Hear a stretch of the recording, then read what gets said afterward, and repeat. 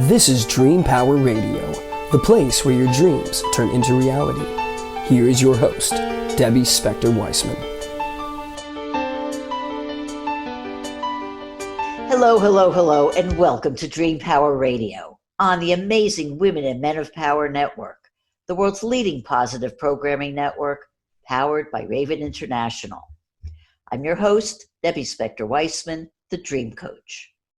This is a show where we talk about dreams, both daytime and nighttime dreams, and how you can use them to make the internal shift to a life you love. A lot of things have changed for us in these past months. One has been the increase in the amount of people who are remembering their dreams, and that's a good thing. What's bad is that they may forget them as soon as they have them, and that's because they don't know how to work with them. I want to help.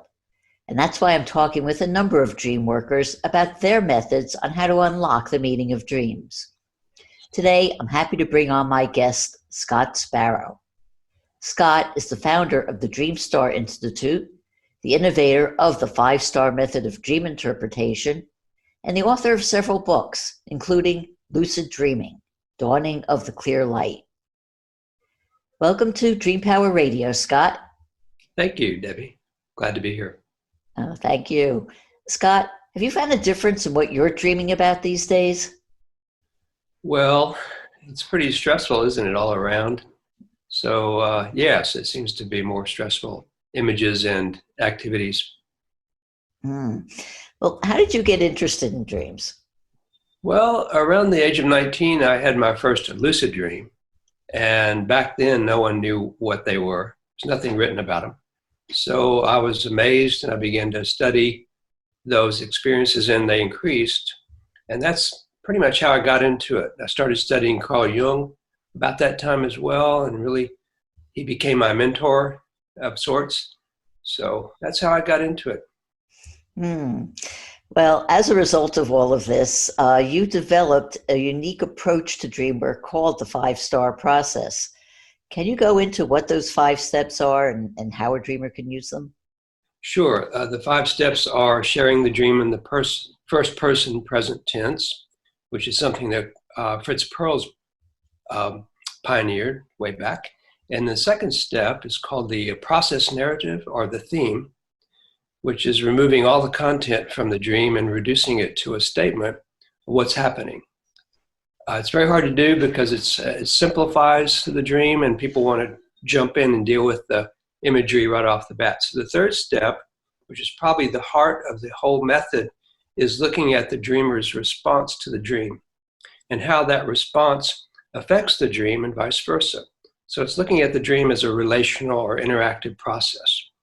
Then we get into step 4, which is the dream imagery, where most people want to start. So we slow down the arrival into the imagery analysis. We put these first 3 steps there, and what that does is it really creates a context, a relational context for dealing with the dream imagery. And the last step is how are you going to apply this dream in your waking life, but also dreaming forward. How would you like to change your responses to similar dreams in the future? And this has been called a new era in dream analysis. So how is this method different from other methods? Well, it's kind of like looking at the world as flat versus round. It doesn't change the world to change your view of the shape of it. So when we change our view of the dream from fixed content, and that's kind of the traditional view. Freud espoused that view, that the dream was prepared by the unconscious so that when we get it, it's kind of fixed from the outset. It's a received narrative, and we start working on it immediately. The co-creative paradigm, of which the 5-star method is a systematic approach, is based on the idea that the dream is really indeterminate from the outset.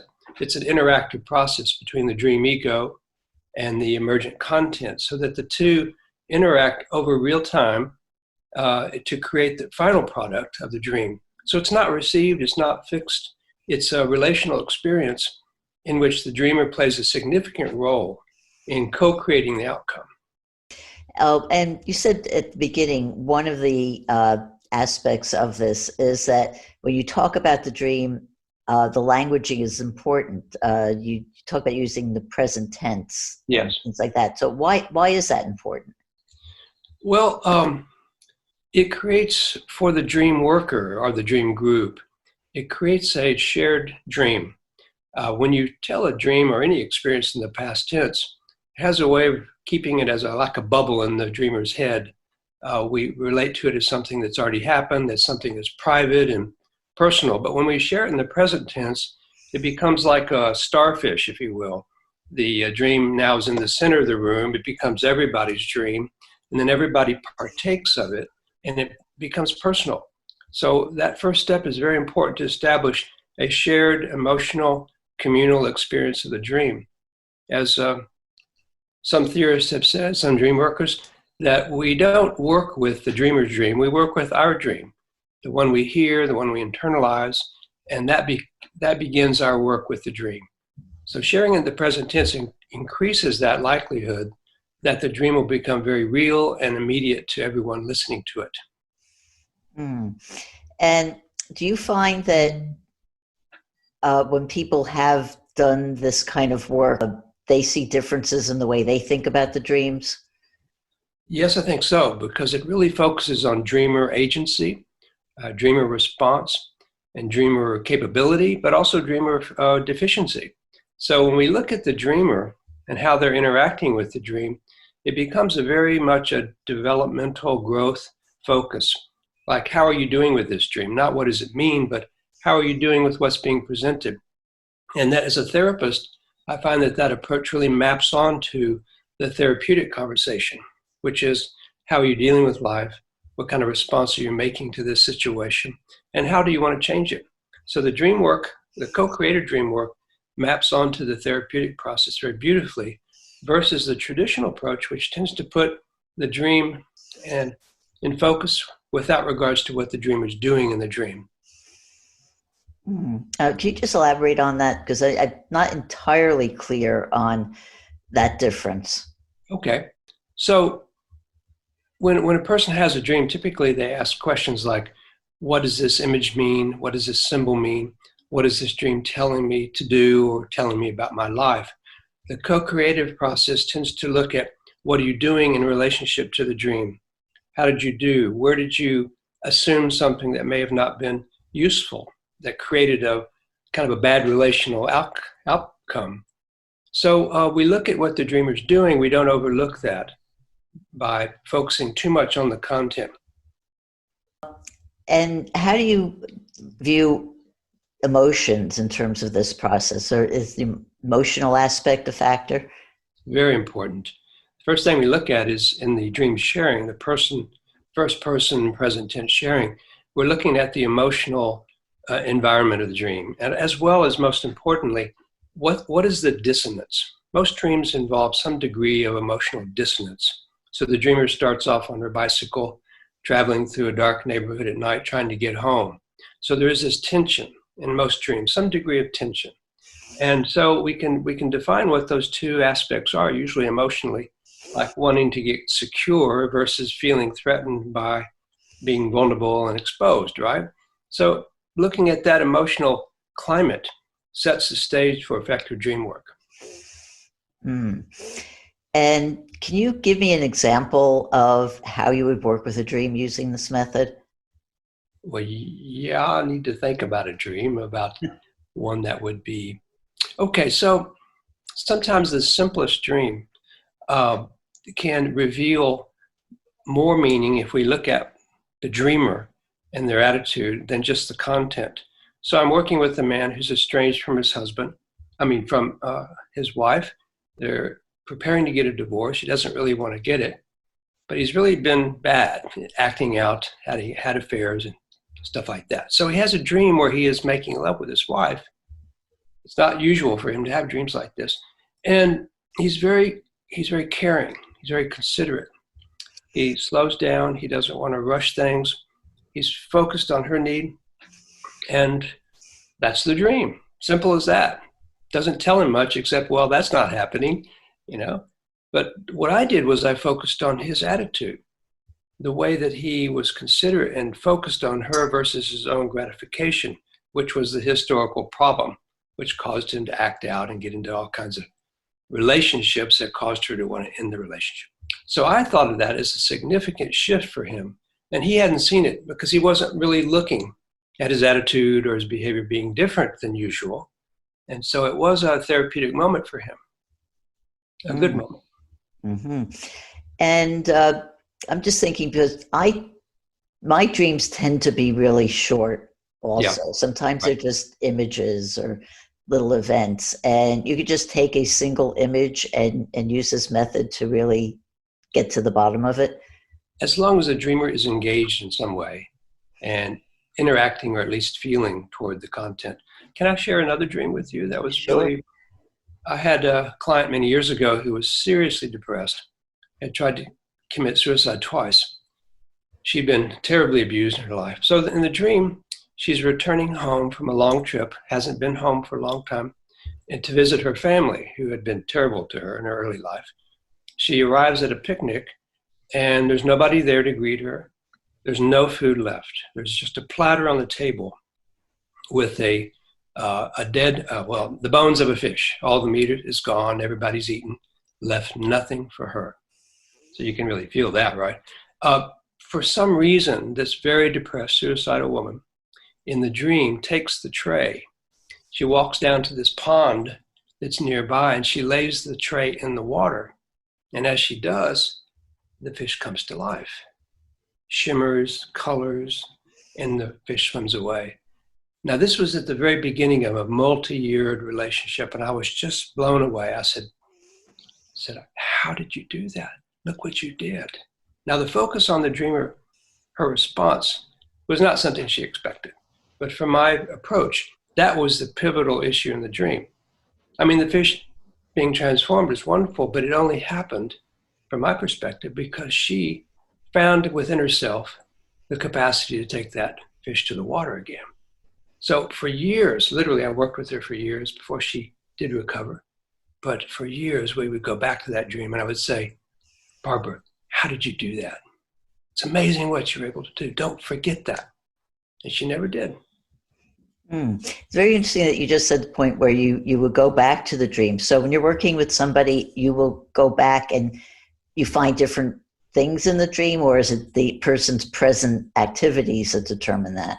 How does that work? I use the dream as evidence of whether they are particularly competent or maybe failing in the response. But it becomes a centerpiece for us to continue to look at how that relational event, how their response serves as an exceptional moment in their life. As from a solution-focused point of view, some dreams can be seen as an exceptional moment where the dreamer was able to do something, express themselves, confront something in ways that never before they'd done. So we go back to it and continue to ratify that and massage it, if you will, so that that response will get stronger in their life, both in the dream state and the waking state. Sometimes there's mistakes that are made. Sometimes obviously chronic or habitual patterns of relating can be circled as well. And we go back and we look at that. Has anything changed? Are you starting to make more of a more creative response to the situation? So it's not only the celebrations that we continue to look at, but also the moments where they failed in their own opinion. How did you actually develop this system? What events led you to it? Well, as you can imagine, it's related to lucid dreaming. When we talk about dreamer response and creativity and alternatives, it's very similar when to the lucid dream, where we know that when the dreamer becomes aware they're dreaming, they can respond and do all kinds of things. As an early lucid dream researcher and psychotherapist, I found that most of my clients could not become lucid very easily.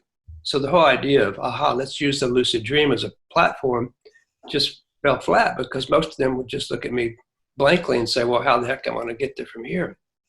So I began to look at normal dreams and found that most dreamers in every dream have some degree of reflectiveness, choice, responsiveness, and they overlook that. So this approach really goes into those unacknowledged capacities to think, to make choices, and begins to massage those and highlight them so that the individual becomes more aware of their capacity to become more engaged in the dream, more creative. So whether they ever become lucid or not, the ordinary dreamer can at least begin to work on increasing their reflectiveness and their responsiveness to that dream, the future dreams, as well as to life in general. Hey, well, this is all very fascinating. We're going to take a short break, though. We're speaking with dreamworker Scott Sparrow, and we'll be right back. Join me, my fellow Raven International podcasters, and broadcasters from around the world in a joyous salute to the heroes of the pandemic. On June 12th, the Raven International Network is devoting the entire day to a star-studded list of speakers who will inspire, empower, and connect with you. Watch on the Raven International Network channel on Roku or Amazon Fire, or listen on podcasts everywhere. See you on the 12th. Welcome back to Dream Power Radio with your host, Debbie Spector-Weissman. Yes, welcome back to Dream Power Radio. I'm your host, Debbie Spector-Weissman, and we're speaking with dream expert Scott Sparrow about dreams. Scott, this method is very fascinating. You're talking about working with dreams on an individual basis, but this can also be used in a group setting as well. How would that work? Well, we go through the 5 steps with the group, and we have to be a little more disciplined because most people who haven't used it will tend to jump ahead to trying to figure out what the images mean. And we have to slow them down and really urge them to look at the first 3 steps before we get to that. So it works really well because people can relate to the feelings in the dream in the first step. Sometimes they have different reactions to what happened, different emotional reactions, and they share those feelings. And especially in the 3rd step, where they talk about the dreamer's response to the situation, they can share their own subjective inclinations to have responded to the situation differently. So if somebody responds by flying away in the dream or running away, a member in the group might say, well, I wanted to stay. I wanted to stay longer and find out what he wanted to say to me. So it begins to not tell the dreamer that they did wrong, but to present a different perspective from the whole group's perspective. They all share something different. So it can be very useful therapeutically, but also it reveals a lot of the dream group members, how they relate to life. And so that 3rd step is really rich in terms of a group involvement. Now, the 4th step is very similar to a lot of traditional or current methods of dream work, where we use statements like Montague Owen's statement and Jeremy Taylor's statement. If the dream were my dream, if this were my experience, I would have done or felt or thought about this. So the group really creates a diverse experience of reflectiveness on the dreamer's responses again, as well as what they could do differently in the future. So when an example, if you like. So when you're working in a group setting, do you go back to the same dream again and again? Yes, we do. We often get to know each other through the dreams they've shared. And over time, as you know, a series of dreams over time reveals so much more. We begin to see repetitive patterns and characters showing up again. And we can actually track the development of the individual, especially from the standpoint of the co-creative model. We're tracking their relational competency, if you will. That's a term that's used in therapy a lot. The relational competency will change and grow over time as they work with their dreams with the group. So we begin to see the dreamer through that series of dreams and understand who they are and what they're dealing with much more effectively than a single dream or a non-dream group experience. And is this a method that a person could learn and use for themselves without having, a therapist involved? It really is. And it's surprisingly effective, but also non-invasive. One of the problems in dream work is people jumping in and saying, well, I think your dream means this.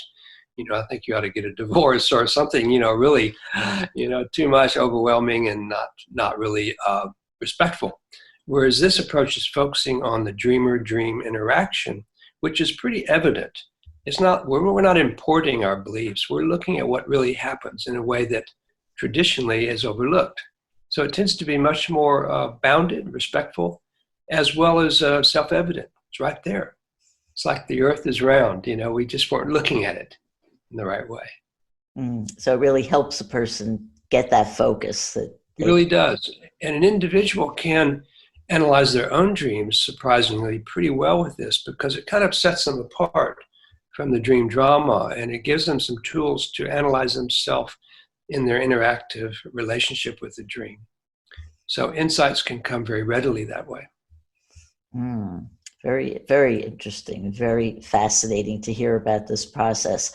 I want to go back to your first dream, or your first lucid dream. So I want to talk about lucid dreams a bit more. Okay. When you first had a lucid dream, how did you react to it? Well, it was just overwhelmingly beautiful. It really changed my life because I didn't know what it was. It was a light experience, not only a lucid dream, but it was one of these mystical experiences with white light. So in a way, the lucid dream part of it was less important to me than the experience of this radiance. So when I had it, I had to go find out what it meant. So I began researching and talking to friends, and it really increased my search, my spiritual search. It set me on a journey that really has never ended.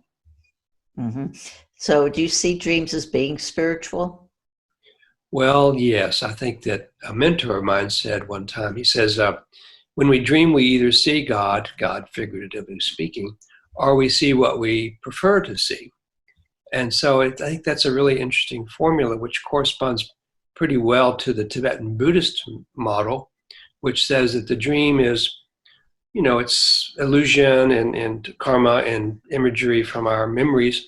But behind the dream, if you will, is this radiance, this sense of completeness that awaits us, just as the light at the end of life seems to await us. So if we can learn to understand the imagery and work with it and work through the barriers we have to it, and we begin to connect with imagery, the light experience, or the ecstasy in the dream, can reveal itself much more readily.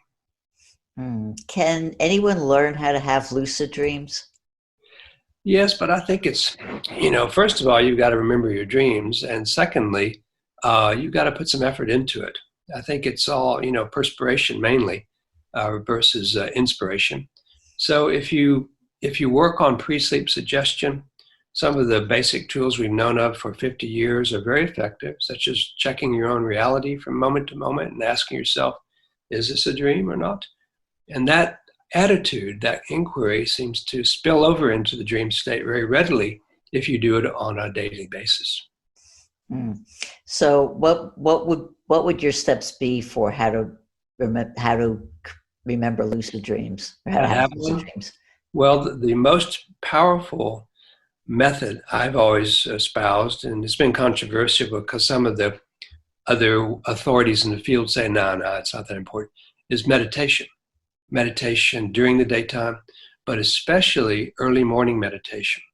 Getting up around 2 a.m. to 4 a.m., somewhere in there, and meditating for half an hour, which a lot of people, they roll their eyes at me when I mention it. But if you do that, the dreams afterward are deeper, richer, more vivid, and often lucid.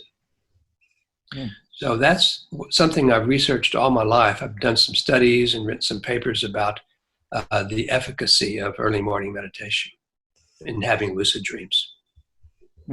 So would that be something you would have to do on a regular basis in order to then have lucid dreams?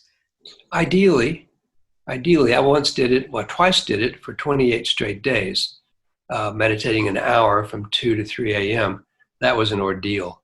So I don't do that often, but I will do it twice a week, maybe 3 times a week, spontaneously when I get up around 4 or 4:30 in the morning. I'll meditate for half an hour, and almost always, not necessarily lucid dreams, but vivid dreams, meaningful dreams, and sometimes lucid dreams as well will occur right afterwards. So do you find any greater value in lucid dreams as opposed to what we call ordinary dreams? Well, I think they certainly give us a lot of fearlessness and creativity and capability to do all kinds of things, but also find that sometimes they really get in the way. I mean, real life, the initiations of real life, the ordeals we face with people in our lives, we're not lucid, we're not in a dream, we're in reality, right? So there's a real sense of what's called a situated awareness. You are there, you're incarnate. There's consequences to this. So when you're in a lucid dreams, a lot of times you can kind of pull back and dissociate from what's happening. But if you're not lucid and you're in an encounter, it's an emulation of reality. It feels real, and whatever you do or don't do is going to have the same kind of impact psychologically as if it would happen in the waking state. So I often say to people, you'd probably be much better off not being lucid and having made that breakthrough than being lucid and realizing, it's an illusion or it's subjective, it's my creation. That has a way sometimes of minimizing the impact of what happens. Mm-hmm. So it's up to the dreamer to really decide. Right, it really is. And some people have a hard time becoming reflective and moving away from their emotional engagement. So a lucid dream is a huge moment. For some of us are awfully good at being a little aloof from life. So lucid dreaming may only be more of the same, or those of us who need to be more in our experience. Mm-hmm. Well, you've certainly given us a lot to think about and maybe stuff to dream about. So how do people find out more about you and your services? Well, I have a website called dreamstarinstitute.com, and I have a lot of papers and some videos and a lot of audio presentations there. You can go there and read them. They're all available. I also have a training program there, a different platform alongside it, which is a way to become certified, if you'd like to, in the 5-star method and co-created dream analysis. Wonderful. Well, Scott, thank you so much for being on Dream Power Radio today. Thank you, Debbie. We've been speaking with dream worker Scott Sparrow. I hope you've enjoyed today's program. Until next time, this is Debbie Spector-Weissman saying, sweet dreams, everybody. You've been listening to Dream Power Radio with your host, Debbie Spector-Weissman. For more information on Debbie or to sign up for her newsletter, go to dreampowerradio.com. This has been Dream Power Radio on the amazing Women and Men of Power Network, the world's leading positive programming network, powered by Raven International.